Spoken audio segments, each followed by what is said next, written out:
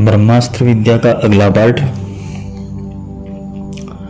कल हमने थोड़ा आत्मा के विषय में समझा था कि क्या उसके चतुष्टय है, कैसे प्रवेश किया जाता है आध्यात्मिक विद्या के लिए, या तो पात्रता कैसी होनी चाहिए। क्योंकि ब्रह्मास्त्र विद्या सीखने हेतु तुम्हारा बेसिक नॉलेज कंप्लीट होना जरूरी है। अगर हमें हमारी नींव ही पता नहीं है तो उसके ऊपर इमारत कैसे खड़ी करेंगे। क्योंकि सीधा कोई मंत्र ग्रहण करना, सीधा कोई स्तोत्र कर लेना, सीधा कोई पाठ कर लेना, ये ऐसी बात है कि तुम किसी प्रोग्राम को जानते नहीं हो फिर भी रन कर रहे हो और वो वायरस फिर जनरेट करता है और तुम्हारी हालत वो त्रिकुट पर्वत जैसी हो जाती है।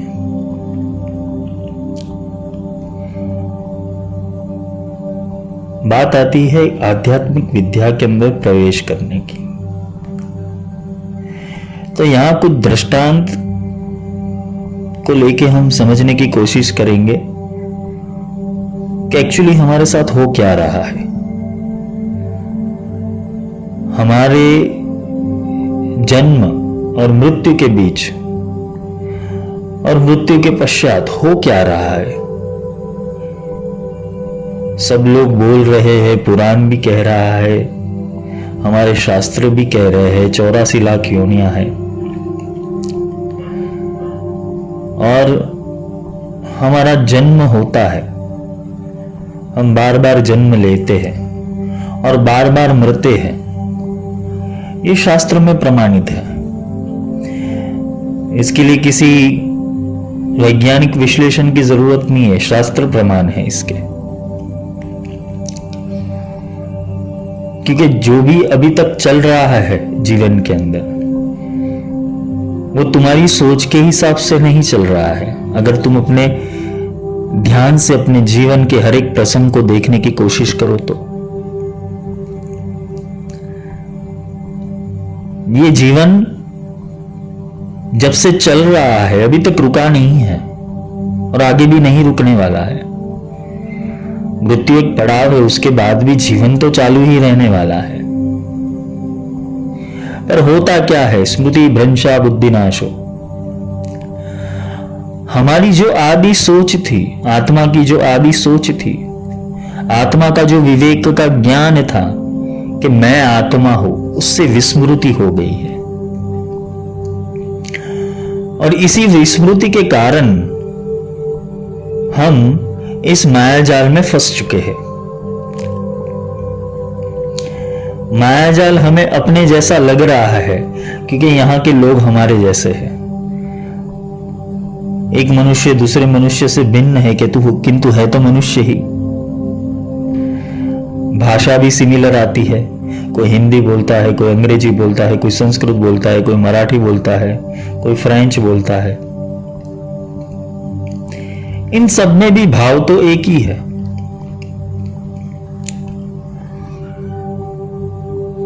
यहां समझने की बात यही है कि किसको ये भ्रांति हुई है। शिष्य ने गुरु से प्रश्न किया कि गुरुदेव ये जन्म और मृत्यु से छूटा कैसे जाए, और जन्म मृत्यु के बीच में मनुष्य का प्रथम कर्तव्य क्या है। अगर इस जंजाल में से छूट जाना है, इसमें से निकल जाना है, वापस नहीं आना है, तो इसका प्रयोजन क्या हो सकता है।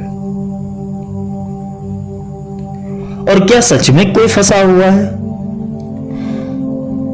क्योंकि शिष्य के मन के अंदर बहुत सारी दुविधाएं होती है। शिष्य जिज्ञासु हो तो वो उत्तम है, कुतर्क वाला नहीं चाहिए, जिज्ञासु होना चाहिए। क्योंकि आध्यात्म को सीखने हेतु तुम्हारी जिज्ञासा की जरूरत होती है। तुम्हारे भीतर से प्रश्न ही खड़े नहीं होंगे तो गुरु उत्तर क्या देगा।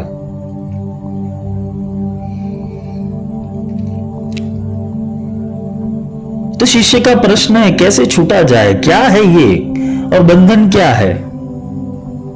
बंधन किस चीज का है? शरीर का है, मन का है, विचारों का है, देह का है,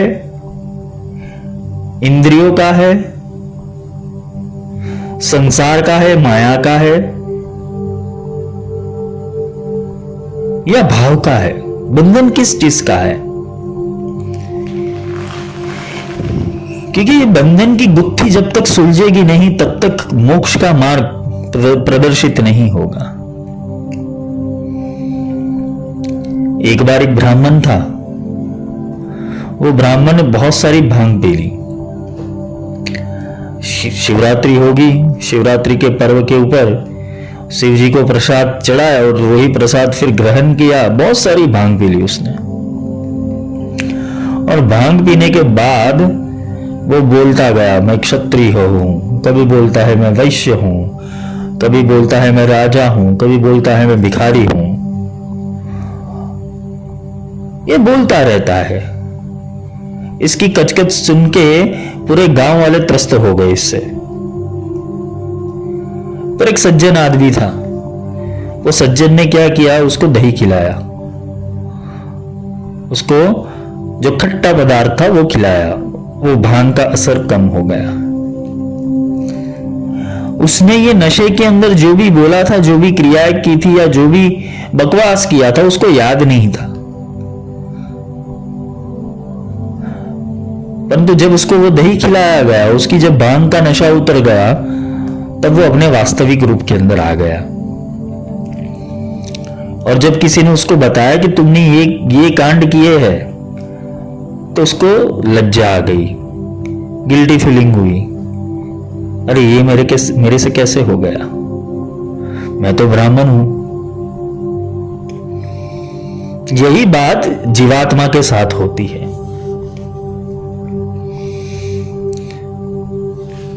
आत्मा तो अविनाशी है। उसका मूल स्वरूप तो अगर देखने जाए तो सबको पता ही है कि वो अविनाशी है। परंतु जैसे ही शरीर और मन के भावों में वो आ जाता है और ये माया का नशा उसको लग जाता है, तो वो अपने आप को 30 मार्खा समझने लगता है, तुरम खान समझने लगता है। इसलिए तो वो बोल रहा है कि मैं ब्राह्मण हूं, मैं क्षत्रिय हूं, मैं वैश्य हूं, मैं शूद्र हूं, मैं ये कुल का हूं, मैं इस संप्रदाय का हूं, मैं इस गोत्र में उत्पन्न हुआ हूं, मेरे पास इतनी शान और शौकत है, मेरे पास इतने पैसे, इतनी धन दौलत है, मेरी इतनी नामना है। पर अगर कोई सच्चा इंसान मिल गया, कोई बुद्ध मिल गया, कोई महावीर मिल गया, तो उसे उसकी पहचान करवाएगा। इसके अलावा तुम क्या हो? ये देह के अलावा तुम क्या हो? ये मन के अलावा तुम क्या हो? ये इंद्रियों के अलावा तुम क्या हो? आत्मा, अयम आत्म ब्रह्म। तो आत्मा ही ब्रह्म है। परंतु विस्मृति हो गई है आत्मा को कि मैं जीव हूं, मैं मनुष्य हूं,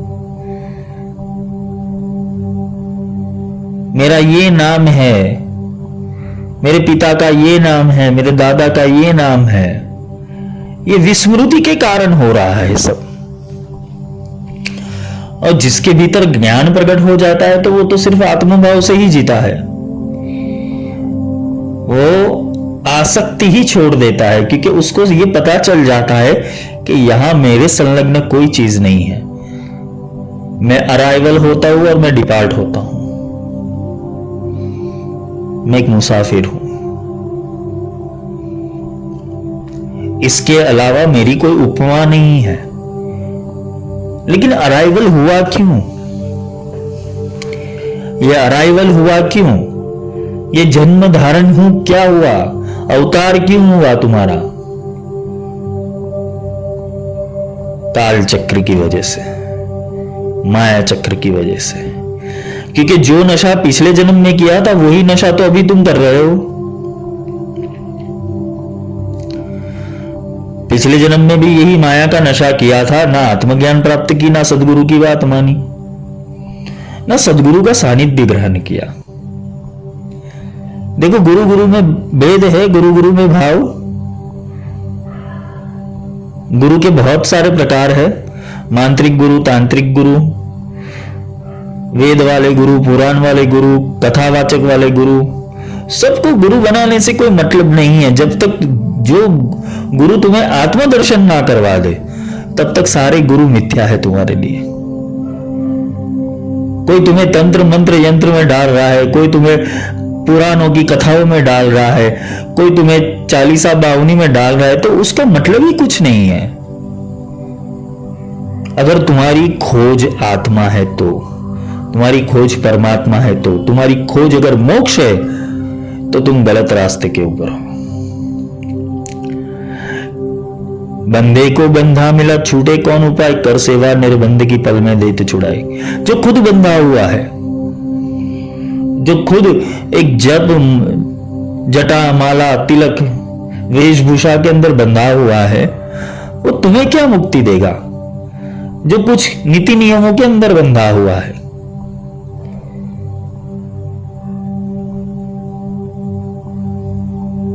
ऐसा नहीं कि ये गलत है, लेकिन किंतु ये भी एक संस्कार तो है, वो भी बंधन है।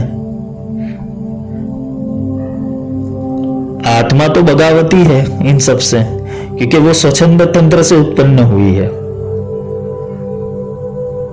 आत्मा का तो कोई बाप भी नहीं है, कोई मां भी नहीं है, ना आत्मा का कोई गुरु है। आत्मा तो स्वयं में परिपूर्ण है, और जो स्वयं में परिपूर्ण है, भला वो किसका बंधन ग्रहण करेगा?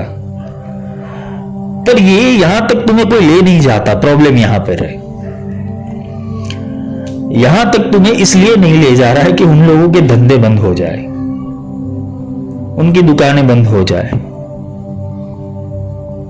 उनके संप्रदाय ठप हो जाए,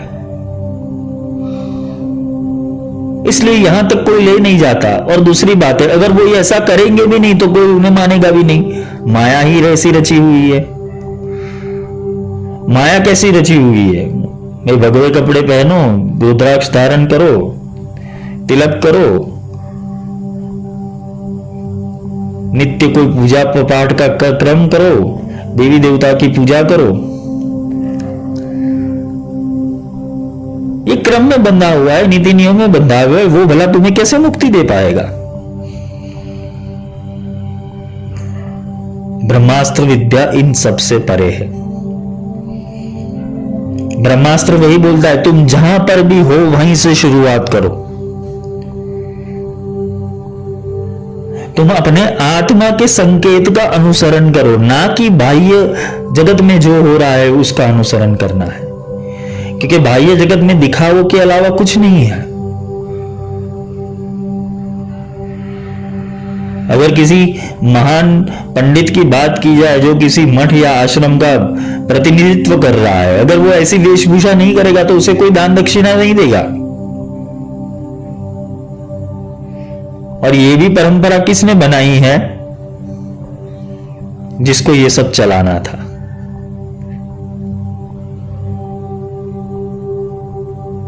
सन्यास क्या सीधे कपड़ों में नहीं हो सकता क्या? सन्यास क्या जीन्स टी शर्ट पहनने वाला नहीं ले सकता? क्या मोक्ष उसे नहीं मिल सकता? साधु की पहचान यह है कि उसके पास साधन होना चाहिए, वो मुक्ता मणि का साधन होना चाहिए, जो खुद सत्य को पा चुका हो और दूसरे को सत्य पिला सके। ऐसा साधु काम का है।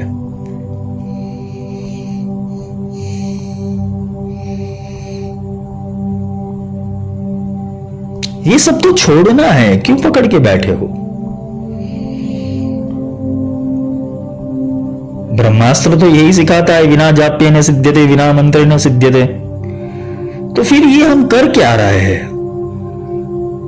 कुछ लालच है मन में, कुछ जिम्मेदारी है, किसी प्रोग्राम में फंस चुके हैं, और यही प्रोग्राम हमें रन कर रहा है, जिसकी वजह से क्या हो रहा है कि हम अपने अपने मूल स्वरूप की प्राप्ति नहीं कर पा रहे। किसी संस्था में जाएंगे, उन संस्था के गुरुजी होंगे, वो गुरुजी बोलेंगे भाई ऐसी वेशभूषा करनी पड़ेगी, ऐसा तिलक लगाना पड़ेगा, ऐसे नीति नियम करने पड़ेंगे।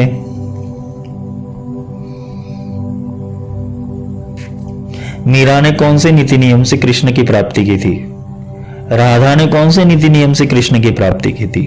अरे शबरी ने कौन से नीति नियम से राम की प्राप्ति की थी? प्रेम बिना नहीं उपजे केता करो उपाय, ये प्रेम का विषय है, ये जिज्ञासा का विषय है, ये ब्रह्म को जानने की जिज्ञासा अगर तुम्हारे अंदर प्रकट हो गई है तो तुम्हें कोई रोकने वाला नहीं। और रही बात ये कि कहीं बंधना मत, गुरु चरण के अलावा कहीं पे बंधना मत, और गुरु भी ऐसा ही करना जो तुम्हें मुक्ति प्रदान कर पाए, वरना ये साधना सिखा दूं, वो साधना सिखा दूं, ये वर्कशॉप करवा दूं, वो वर्कशॉप, और ये तुम्हें तुम्हारी जिंदगी का समय और पैसा दोनों ही बर्बाद कर रहे हैं ये लोग।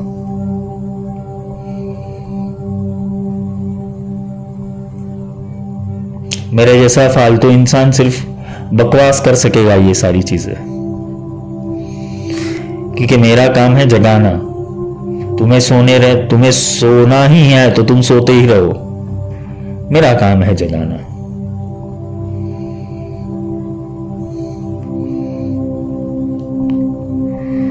क्योंकि मैं ये सारी चीजों में नहीं मानता हूं कि कोई इंसान कुछ प्रकार की क्रिया करके मोक्ष के द्वार तक पहुंचे। अरे वो स्वयं ब्रह्म है, बस अज्ञान के पड़ हटाने हैं, अविद्या के पड़ हटाने हैं।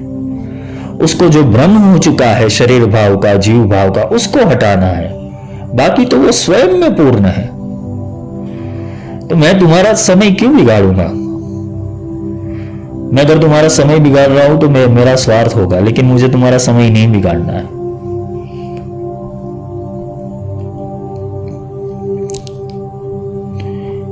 हरदम मुक्ति में फिरे, हरदम मुक्त रहता है। और ये मुक्तता का अभ्यास अभी से शुरू करना पड़ेगा। मृत्यु वक्त तुम्हारे हाथों से कुछ नहीं छूटने वाला।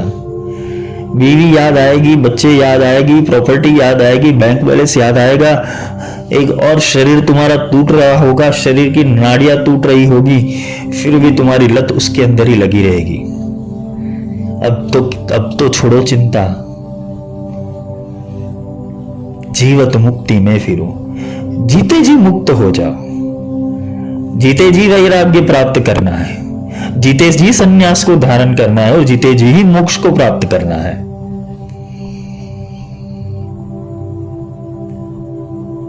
एक माया में फंसोगे तो माया के अनेक रूप है, वो 10 रूप धारण करके रावण की तरह तुम्हारे सामने आ जाएगी। माया तो नचनी है, लाख नचावे नाच, आगे से मारे सिंह, पीछे से दे लात।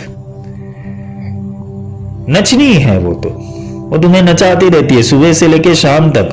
और माया का सबसे बड़ा सेंसर, उसका सिम कार्ड तुम्हारे मोबाइल के अंदर इंसर्ट है, जिसे मन कहते हैं।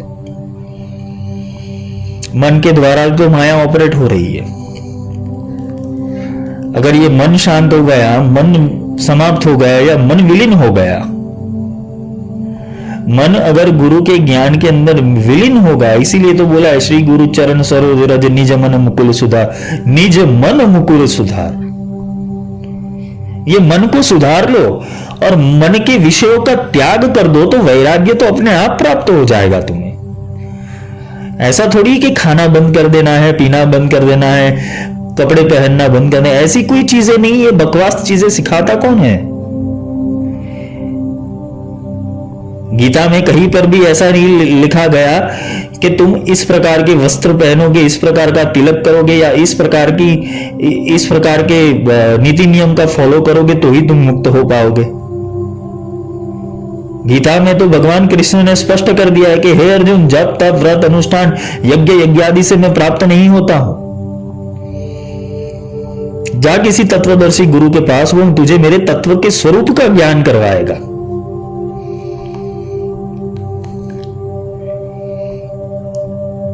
पर हमारी बात कहां पे आ जाती है?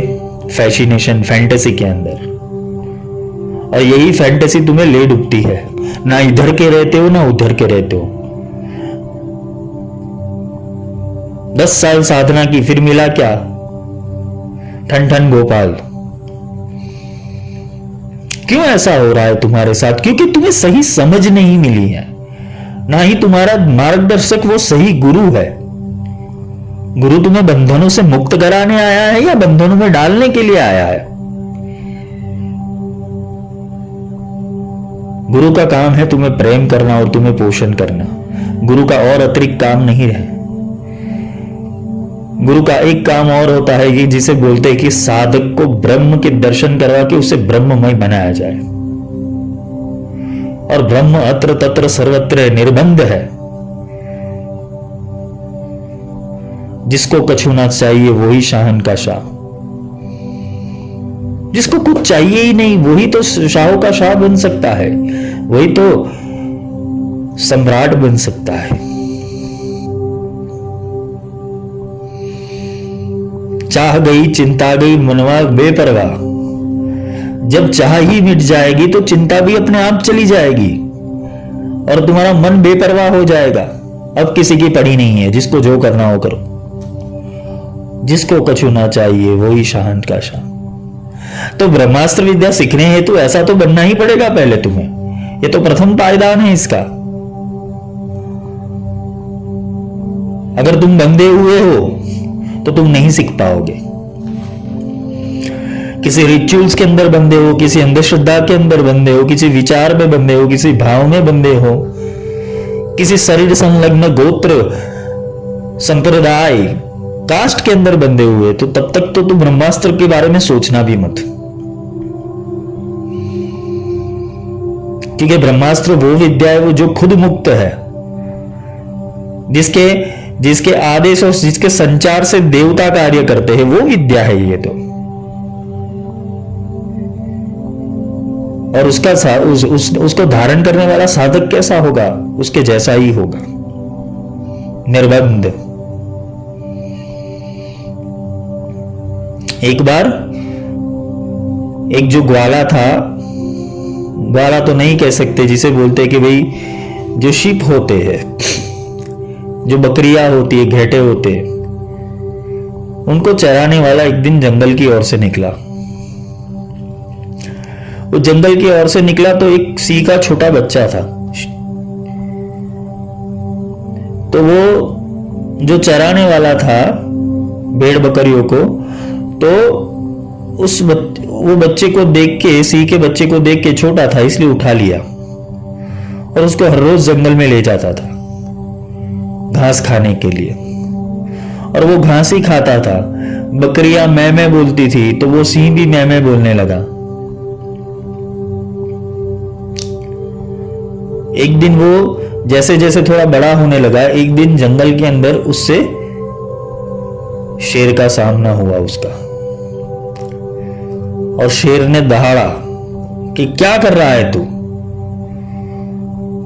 बोले आप मुझसे दूर रहो, मुझे डर लगता है, आप मुझे खाने के लिए आ रहे हो। बोले कि तू मेरी बिरादरी का है, तुझे क्यों खाऊंगा मैं? तो कि नहीं, मैं तो बकरी हूं, मैं तो भेड़ हूं। अरे बोला तू शेर है, तो कि नहीं मैं बकरी ही हूं, देखो मेरी आवाज भी मैं है। वो शेर ने सोचा इसका प्रोग्रामिंग हो चुका है, तो शेर ने बोला एक काम कर, तू चल मेरे साथ। उसने बोला नहीं, तुम मुझे खा जाओगे। तो क्या नहीं खाऊंगा, तू विश्वास रख, चल। एक दिन जंगल में उसको रोक लिया। ये जंगल में कुआं था, वेल था एक, उसके अंदर वो शेर ने उसका प्रतिबिंब उसको दिखाया कि देख ये तू है और ये देख ये मैं हूं। अब सोच मेरे और तेरे में क्या अंतर है कुछ? तो क्या नहीं, तो मेरा और तेरा स्वरूप तो एक ही है। तो क्या हाँ, तो तू ये भेड़ बकरियों की टोली में कर क्या रहा है? छोटे से प्रोग्रामिंग हो चुका था। वो शेर मिला तो उसको दहाड़ना सिखाया कि कैसे दहाड़ा जाता है। वैसे ही जीवन में अगर सदगुरु मिल जाता है, सच्चा गुरु मिल जाता है, वो तुम्हें तुम्हारी आत्मा के दर्शन करवाएगा। और आत्मा के दर्शन करवाने के बाद तुम्हें बोलेगा तुम ये भेड़ बकरियों में से नहीं हो, बाहर निकलो तुम। क्योंकि तुम्हें चलाने वाला वो भेड़ बकरियों का मालिक है। ऐसे ही ये जीवात्माओं का जो मंडल है, ये 84 लाख योनियों का जो मंडल है, उसको चलाने वाले ने तुम्हें ऐसे ही बना दिया है, शक्तिहीन। तुम्हारी पहचान ही तुम्हारी खुद से पहचान ही नहीं है, और पहचान देने के लिए आते हैं गुरु। तो ब्रह्मास्त्र विद्या के अंदर पहला तो काम यही है कि तुम्हें अच्छा गुरु मिलना चाहिए। अगर सच्चा गुरु मिल गया तो तुम्हें वो ब्रह्म के दर्शन अवश्य करवाएगा। वो तुम्हें तुम्हारा आत्म साक्षात्कार करवाएगा, और आत्म साक्षात्कार के बाद बोलेगा अब अनुभूति हुई मुक्ति की। जिसके साथ संगात संजायते कामम, कृष्ण ने स्पष्ट कहा है कि तुम्हारा संग कैसा है उसके ऊपर निर्भर करता है तुम्हारी ऊर्जा का, और उसी के ऊपर निर्भर करेगा तुम्हारा ज्ञान और तुम्हारे बोध का। अगर तुम्हारा गुरु निर्बंध है तो तुम्हें निर्बंध ही बनाएगा, किसी चीजों के अंदर बांधेगा नहीं तुम्हें।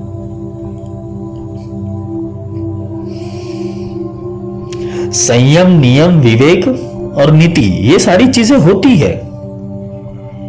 ये उनके लिए होती है कि जिन्होंने अभी तक संस्कार ग्रहण नहीं किए। अभी संस्कार जिसको ग्रहण हो चुके हैं, वो संस्कार ग्रहण करने के बाद तो उसे मुक्ति लेनी है ये सारी चीजों से।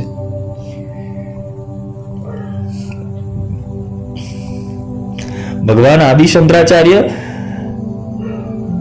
जब अपने शिष्यों के साथ जंगल में विचरण कर रहे थे, एक जगह के ऊपर रुके थे, तो उनका नित्य संध्या कर्म करने के पश्चात वो बाहर निकले।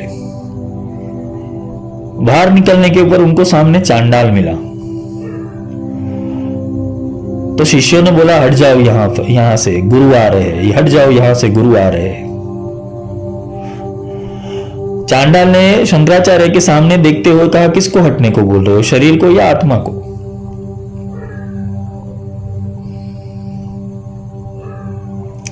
तुम हटाना किसको चाहते हो, ये शरीर को या अंदर बैठे हुए को? शंकराचार्य विवेकी थे और ब्रह्म तत्व था ना, तो जल्दी समझ गए कि ये कोई साधारण नहीं है, ये स्वयं ब्रह्म उसके अंदर से बोल रहा है, चाहे वो चांडाल योनि का ही क्यों ना हो। वहां वो नतमस्तक हो गए, क्योंकि वहां उनको बोध हुआ कि शरीर से, विद्या से, कपड़ों से ब्रह्म की पहचान नहीं है। ब्रह्म की पहचान वही है कि जहां निर्बंधता है, जहां सबको समान रूप से स्वीकार किया जाता है, जहां कोई ऊंच नीच नहीं है, जहां सिर्फ और सिर्फ आत्मदर्शन है, वहां ही ब्रह्म तत्व विराजमान रहता है। ब्रह्म तत्व वही जगह पे स्थिर रहता है जो ये सारी चीजों से मुक्त है। वरना तो कहा ही है कि बंदे को बंधा मिला, छोटे को न उपाय। किस उपाय से छूटोगे? एक अंधा था, वो अंधा एक शहर में रहता था, और शहर पूरा दीवार से कॉर्डन किया हुआ था, और वहां पे एक गेट था। अंधा था, दिखता नहीं था, लेकिन बातें सुनी थी उसने। तो अंधे ने एक सज्जन आदमी को पूछा कि मुझे ये शहर में रहना नहीं, मुझे इससे बाहर निकालो। तो सज्जन ने क्या कहा कि जो दीवार का कोना है उसके ऊपर हाथ लगाते लगाते चला जा, द्वार आ जाए तो फिर वहां से बाहर निकल जाना, क्योंकि उसके पास सिर्फ स्पर्श का अनुभव था अंधे के पास। तो अंधे ने चलना शुरू कर दिया, और हर एक दीवार के ऊपर हाथ रखता रखता रखता चलने लगा। लेकिन उसको एक प्रॉब्लम था शरीर के अंदर, उसको खुजली हो रही थी, दाद खाद खुजली, बिटेक्स मलम वाली, वो खुजली हो रही थी।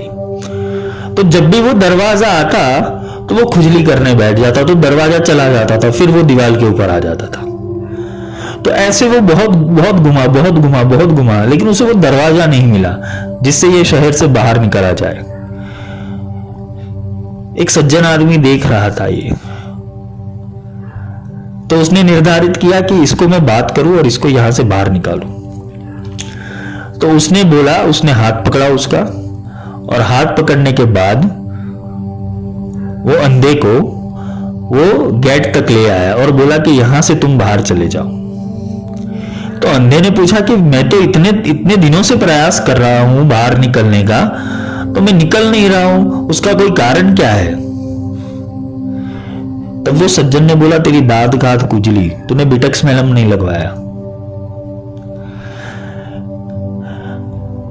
ये दृष्टांत से ये समझ में आ रहा है कि जब भी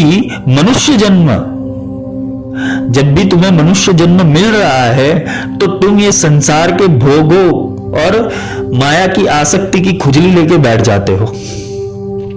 इसलिए मनुष्य शरीर का जो द्वार है उसका सदुपयोग नहीं कर पा रहे। ये शहर और कोई नहीं, ये माया का जो पूरा मैट्रिक्स है, ये माया जाल है, वो पूरा शहर ही है। ये लक 84 जो फेरा है वो पूरी दीवार का कॉर्डन है। और जब मनुष्य द्वार आ जाता है तब तुम क्या करते हो? दांत खात खुजली, भाई भ्रांति स्तुति लज्जा जीव धर्म, भाई भ्रांति स्तुति लज्जा निंदा जीव धर्म, इसके अंदर पड़े रहते हो। तो मनुष्य रूपी जो द्वार है उसका सदुपयोग नहीं होता, और उपयोग ना होने पर क्या होता है? वापस जन्म हो जाता है। वापस ही वही कामनाओं के साथ जन्म होता है, वही इच्छाओं के साथ जन्म होता है। मनुष्य भी पशु की तरह खाता है, पीता है, सोता है और मैथुन करता है। सिर्फ एक ही तफावत है, एक ही डिफरेंट है मनुष्य और पशु के अंदर, कि पशु अपनी बुद्धि का प्रयोग नहीं कर सकते जबकि मनुष्य अपनी बुद्धि का प्रयोग कर सकता है। मनुष्य के पास विकल्प है, मनुष्य के पास इच्छा शक्ति है, वो चयन कर सकता है, उसके पास संकल्प और विकल्प की शक्तियां है, जबकि पशु के पास नहीं है। पशु को तो जो खाना दोगे, गाय को जो खाना दोगे वही बेचारी खाएगी, वो मांग थोड़ी पाती है कि मुझे ये खिलाओ। तो मनुष्य जन्म के अंदर ही ये प्राधान्यता दी गई है कि तुम मोक्ष द्वार तक पहुंचो, ब्रह्म द्वार तक पहुंचो, और ब्रह्म द्वार तक पहुंचने के ऊपर तुम्हें ये ब्रह्मास्त्र विद्या के दर्शन होंगे, क्योंकि वहां से तो फिर आत्मा का विराट स्वरूप का प्रागट्य होता है। आत्मा हजारों पोर्टल्स में से ज्ञान और विज्ञान को प्रकट करता है। वेदों में जितनी श्रुति दी गई है, भगवती श्रुति, जो मेधा शक्ति है, वो ग्रहण करने के मनुष्य योग्य बन जाता है कि जब सद्गुरु मिल जाता है उसे। तुम्हारी नैया पार कराने वाला केवट वो गुरु ही होता है, क्योंकि संसार रूपी सागर के अंदर तुम्हें पता नहीं है, अगर उल्टी दिशा का पवन चला तो तुम्हारी गति भी उल्टी ही होने वाली है। तुम्हें सही दिशा में वही ले जा सकता है जिसने रास्ता देखा है। कोटि जन्म का पंथ था पल में पहुंचा जाए, ये जन्म जन्म की बात है, लेकिन पहुंचता वही, वो पल में वही पहुंचा सकता है कि जो खुद इस रास्ते के ऊपर चला हुआ हो, और जिसने देखा है वही बता सकता है। वरना अच्छे से भागवत करना, अच्छे से रामायण करना, उसकी व्याख्या करना, उसको अलंकार में प्रस्तुत करना, वाणी विलास करना, ये तो सबको आता है। आप देखो कितने सारे कथाकार हैं, पर अगर किसी को पूछो तो भाई मुक्ति कैसे मिलती है भागवत से, तो क्या स्कंद में लिखा हुआ है, भागवत में लिखा हुआ है, भागवत पढ़ो, भागवत का पारायण करो तो मुक्ति हो जाती है, बस। रामायण का पाठ करो मुक्ति हो जाती है, सुंदरकांड का पाठ करो तो बाधाएं दूर हो जाती है, लेकिन समझने वाला कोई है नहीं। संगात संजायते कामम, जैसा संग होगा वैसा ही रंग लगेगा तुम्हें। तुम्हारा संग अगर सदगुरु का है, संग अगर वो ब्रह्मनिष्ठ गुरु का है, वो श्रोत्रिय तत्व का है, तो वो तुम्हें वो ब्रह्मनाद, वो ब्रह्म का रास्ता, वो ब्रह्म का तार तुम्हारे भीतर उतार देगा। वरना भटकते रहो। Choice is yours. Time pass करने के लिए आते रहो, बार बार अराइवल हो, चाय नाश्ता करो, पेट पूजा करो, सृष्टि का आनंद लो और फिर वापस चले जाओ, वापस वही क्रिया करो। तुम्हारे हाथ में। ये सारे विकारों का मूल, ये सारे विकार का जो मूल है और कोई नहीं है, अभिमान है, अहंकार है। मन, बुद्धि, चित्त और अहंकार। मन में जो विचार प्रकट होते हैं, बुद्धि उसका विश्लेषण करती है और चित्त के अंदर वो कल्पना को स्थिर करती है और वो कल्पना को स्थिर करते करते उसका पैटर्न बनता है और वो अहंकार के अंदर परिवर्तित हो जाता है। और जब जिसका अहंकार जड़ हो चुका है, वो किसी की ना सुनेगा ना वो किसी की समझेगा।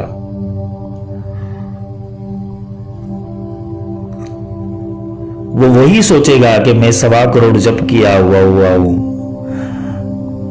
मैंने 51 शक्तिपीठ की प्रदक्षिणा की है, मैंने 12 ज्योतिर्लिंग के दर्शन किए हुए हैं, वहां रुद्राभिषेक किया हुआ है, उत्तम है, अति उत्तम है। तो शिव जी मिले क्यों नहीं भाई अभी तक?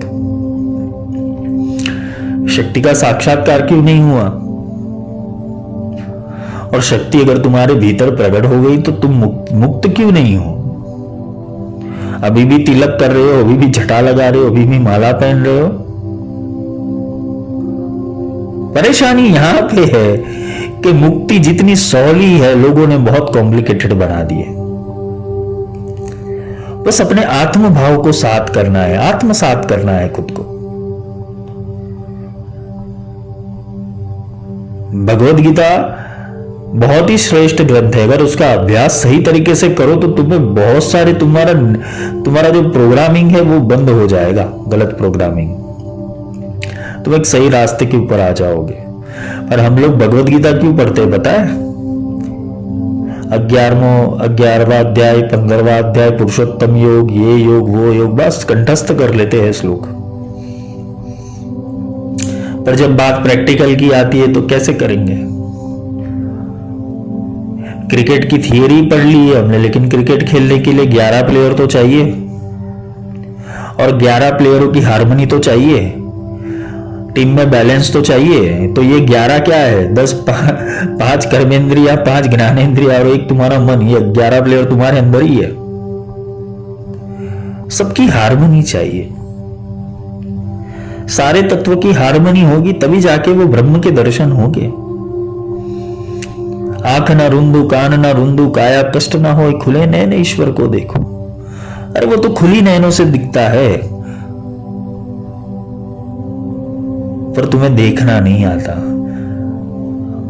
तुम्हें क्या लगता है मैं आंखें बंद करूंगा और वो दिखेगा? आंखें बंद करने से अंधेरे के अलावा कुछ दिखने वाला नहीं है।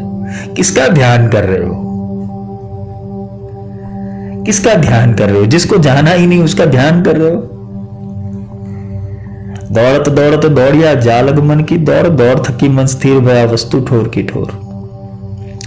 बहुत दौड़े, बहुत भागे, वस्तु वही की वही रह गई कि मुक्ति कहां मिली।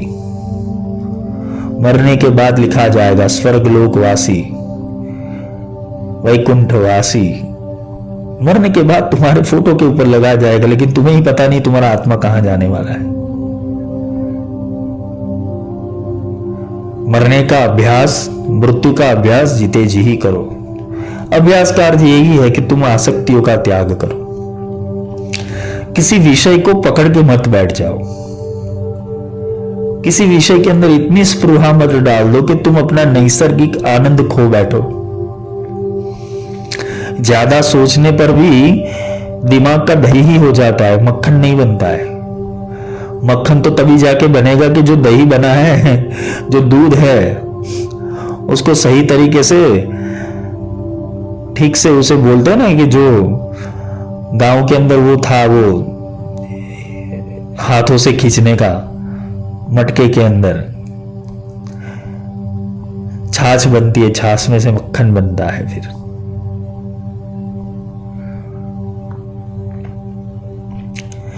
तो बात यहां पे आती है कि ब्रह्मास्त्र विद्या में प्रवेश करने हेतु ये सारी चीजों की आवश्यकता है कि पहले तो आत्मदर्शन किया जाए, फिर जाके वो प्रत्यंगिरा, विपरीत प्रत्यंगिरा, बगलामुखी के दर्शन होंगे।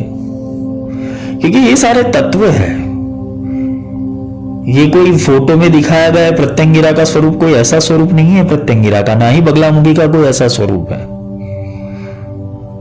ये तो एक प्रतिकृति है, किसी चित्रकार की कल्पना है वो। तुमने सारी शक्तिपीठों के अंदर दर्शन किए होंगे, दर्शन के अंदर है क्या? एक पिंड रखा हुआ है और पिंड के साथ एक यंत्र का निर्माण किया हुआ है। सारी शक्तिपीठ ले लो, सारी शक्तिपीठ पिंडात्मक की है। पिंड के अंदर वो शक्तियों का सिंचन किया गया है, जिसके कारण उसका नाम शक्तिपीठ पड़ा हुआ है। हम लोग ज्योतिर्लिंग को पूजते हैं, शिव जी की मूर्ति को कहां पूजने जाते हैं? मूर्ति तो प्रतिकृति है और लिंग वो भी प्रतिकृति है, लेकिन लिंग वो निराकार ब्रह्म का स्वरूप है। लिंग की भी किसी ने व्याख्या बनाई होगी ना कि कैसा है वो।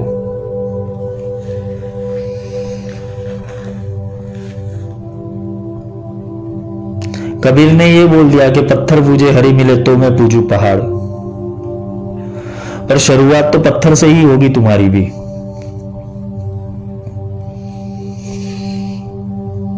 पत्थर पूजे हरि मिले तो मैं पूजू पहाड़। अगर पत्थर को पूजने से हरि मिल जाता है तो मैं पहाड़ को पूजने जाऊं, मेरे को तो हरि चाहिए ही चाहिए। पर यह क्या संभव हुआ? गोवर्धन की प्रदक्षिणा कर ली, नर्मदा जी की प्रदक्षिणा कर ली, सबकी प्रदक्षिणा कर ली, बद्रीनाथ जाके आए, केदारनाथ जाके आए, 4 धाम की यात्रा कर ली, फिर भी वो ब्रह्म नहीं मिला। ना हम बसामी वैकुंठम, भगवान ने कहा मैं वैकुंठ में वास नहीं करता, ना क्षीर सागर में वास करता हूं, ना मैं मेरी पत्नी लक्ष्मी के साथ रहता हूं, लेकिन जहां सत्य का संग हो रहा है, जहां सत्संग हो रहा है, जहां गुरुवाणी बोली जाती है, वहां मैं हरदम निवास करता हूं।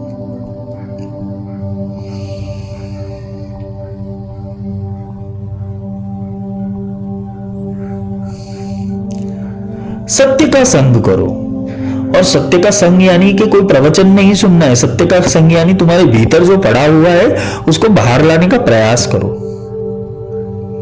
उसको समझो, क्या गुरु क्या कहना चाहता है और तुम क्या समझ रहे हो। तुम्हें अपने कार्य सिद्धि की पड़ी है कि मेरा कार्य सिद्ध हो जाए, और गुरु को तुम्हारे निर्वाण की चिंता होती है कि कब ये छूटेगा, कब ये बाहर निकलेगा जंजालों में से।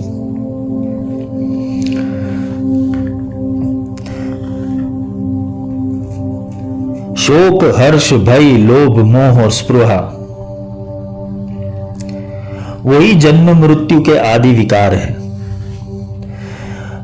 श्रीमद् भागवत के अंदर ये श्लोक आता है, शोक, हर्ष, भयम, क्रोध, लोभ, मोह, स्पृहादय अहंकारस्य दश्यन्ते जन्म मृत्युश्च आत्मनः। ये जन्म और मृत्यु आत्मा को कैसे बांधता है? आत्मा किस विषयों के अंदर फंसता है? हर्ष में फंसता है, भय में फंसता है, मोह में फंसता है, स्पृहा में फंसता है। जन्म और मृत्यु के आदि विकार के कारण ही जीवात्मा को अहंकार हो गया है, और यही अहंकार के कारण वो आत्मा को पहचान नहीं पाता है, क्योंकि आत्मा है वो विकार रहित है। आत्मा के अंदर ये गुण नहीं है। आत्मा तो खुद स्थित प्रज्ञ है, वो खुद साक्षी है, वो खुद दृष्टा है। सुषुप्ति और समाधि आदि अवस्थाओं के अंदर अहंकार नहीं छूटता, इसी के कारण सुख और दुख की भ्रांति होती है। तुम सोने जाते हो तब भी ये विचार लेके ही जाते हो, क्योंकि पूरे दिन ये विचार चलते रहते। बिना ज्ञान तुम सो गए हो, इसी के कारण तुम ये सुख और दुख की परेशानी से घिरे हुए हो। कभी तुम हर्षित होते हो, कभी दुखमय होते हो, कभी रोने लगते हो। कभी घृणा होती है, कभी ईर्ष्या आती है। ये होता इसीलिए कि तुमने आत्मसात नहीं हुआ, आत्म साक्षात्कार नहीं हुआ।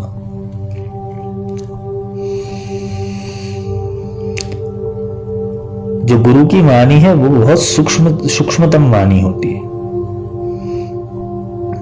गुरु ज्ञान की औषधि खरी नीति से खाए, बहु पीड़ा व्यापे नहीं सकल रोग मिट जाए। तो गुरु जो ज्ञान देता है उसको खरी नीति, खरी यानी जैसे बकरी घास को खाती है ना, देखना बहुत चबाती है, धीरे धीरे धीरे करके चबाती है, और जैसे जैसे चबाती है उसका पूरा रस हो जाता है, और वो फिर रस से वो बकरी पुष्ट हो जाती है, उसकी क्षुधा शांत हो जाती है। तो ये गुरु ज्ञान की जो औषधि मिल रही है, गुरु का जो ज्ञान मिल रहा है, उसको ये खरी नीति से खाओ। भव पीड़ा व्यापेगी नहीं तुम्हें, ये जन्म और मृत्यु की पीड़ा नहीं होगी। मृत्यु के समय तुम आनंदमय अवस्था में रहोगे। मरी है तो मर जाए, छूट पड़े जंजाल, ऐसा मरना तो मरे दिन में 100 बार।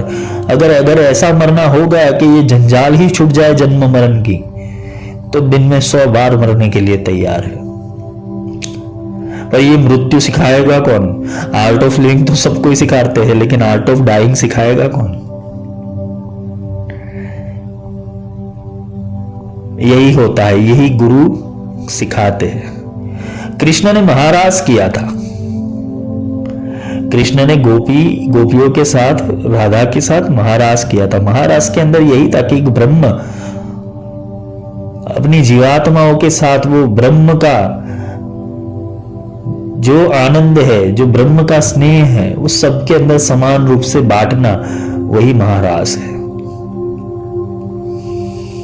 जब तुम अपनी आत्मा की अनंतता को पहचान लोगे और गुरु वो ब्रह्म स्वरूप, गुरु के ब्रह्म स्वरूप को पहचान लोगे, फिर तुम्हारा और गुरु के बीच तुम्हारे चक्र और गुरु के चक्र जब एक फ्रीक्वेंसी के अंदर आ जाएंगे तो वहां महाराज शुरू हो जाता है।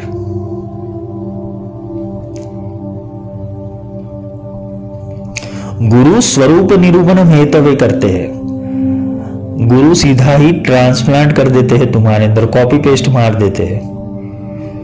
गुरु की जितनी भी सिद्धियां है वो शिष्य को अनायास हस्तगत हो जाती है, बिना प्रयास किए। बस शर्त यही है कि तुम गुरु के शरण में रहो और समर्पित रहो, और गुरु से स्नेह करो, गुरु को ब्रह्म मानो, और गुरु के पास जिज्ञासा लेके जाओ। गुरु के पास सांसारिक कार्यों से लेके मत जाओ, संसारिक कर्म लेके मत जाओ।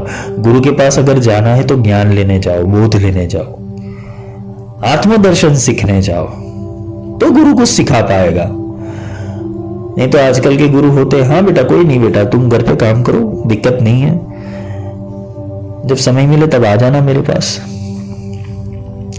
गुरु दर्शन ऐसा नहीं होता। गुरु के पास रोज कुछ नया सीखने को मिलता है। साकार गुरु के साथ रहने पर यही तो मजा आता है कि तुम उसकी लीला को समझ पाओ। क्योंकि एक माँ जब अपने बच्चे को जन्म देती है, फिर रोज उसको फीडिंग करती है, रोज उसको अपना स्तनपान करवा के उसको तंदुरुस्त बनाती है। वैसे ही गुरु जब किसी शिष्य को दीक्षा देता है तो वो शिष्य को नया जन्म मिलता है, फिर वो शिष्य का पोषण करने की जवाबदारी वो गुरु की होती है। आजकल के गुरु आपको अच्छी तरह जानते हैं, वो अपने घर में बैठे, तुम अपने घर में बैठे हो, तुम भी स्वार्थी, वो भी स्वार्थी। ना उन्हें तुम्हारी मुक्ति की चिंता है, ना तुम्हें तुम्हारी मुक्ति की चिंता है।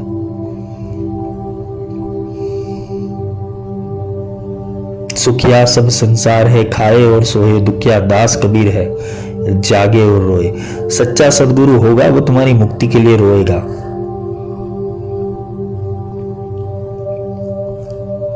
और जिसको तुम्हारी पड़ी नहीं है ना, तो आए उसको 100 सलाम, ना आए उसको 1000 सलाम, मत आओ। अपना क्या है, कोई टाइम बिगाड़े दूसरा आएगा। ऐसे गुरुओं के पास लाइन लगती है कि जिसको सिखाना नहीं है, बस हाँ बेटा तेरा काम हो जाएगा। उसने सिद्धि इसीलिए ली है कि उसकी प्रसिद्धि हो। और सच्चा सतगुरु होगा वो सिद्धि और प्रसिद्धि में तुम्हें नहीं गिराएगा, वो तो सीधा एक ही बोलेगा, भाई छूट जा, चल अभी निकल जाए यहां से। तो ब्रह्मास्त्र विद्या सीखने हेतु आत्मदर्शन करना बहुत आवश्यक है पहले, क्योंकि अगर तुम्हारे भीतर ऐसे भाव ही पैदा नहीं है तो ब्रह्मास्त्र लेके करोगे भी क्या, किस पर छोड़ोगे। पहले तो खुद को सुधारो। बगलामुखी को बोलो कि हे देवी, ये वाचम मुखम पदम स्तंभई जिह्वाम किलय बुद्धिम विनाशय मेरे अंदर हो जाए, पहले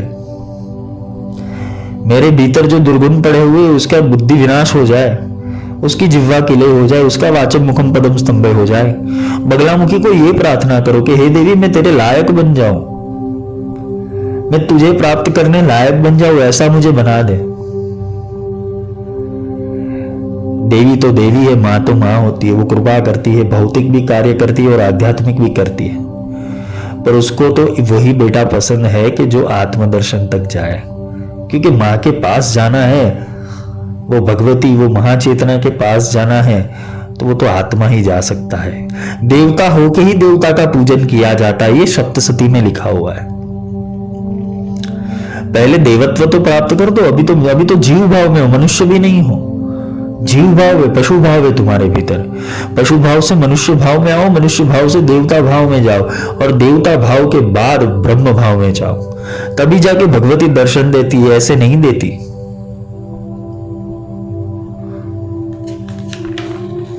तभी जाके भगवती दर्शन देती है। आज का विषय यहां पे समाप्त करते हैं।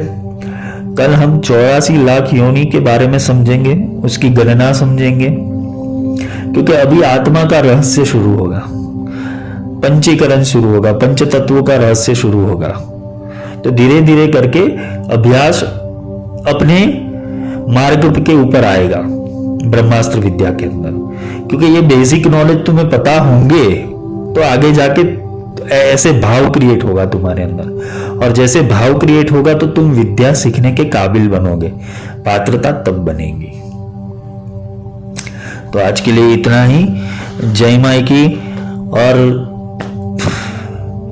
जो मैंने कहा है हो सके तो अपने जीवन में उतारना, उतारोगे तो आपकी मर्जी, नहीं उतारोगे तो भगवती की मर्जी। भगवती भी जिसके ऊपर हाथ रखती है वही पहुंच सकता है, वरना कितने भी फेरे कर लो मंदिर के, वो दर्शन नहीं देने वाली, क्योंकि वो भी आहत हो चुकी है, क्योंकि उसको प्रेम करने वाला कोई नहीं है। भगवती को प्रेम करने वाला कोई नहीं है। भगवती के पास मांगने जाते हैं।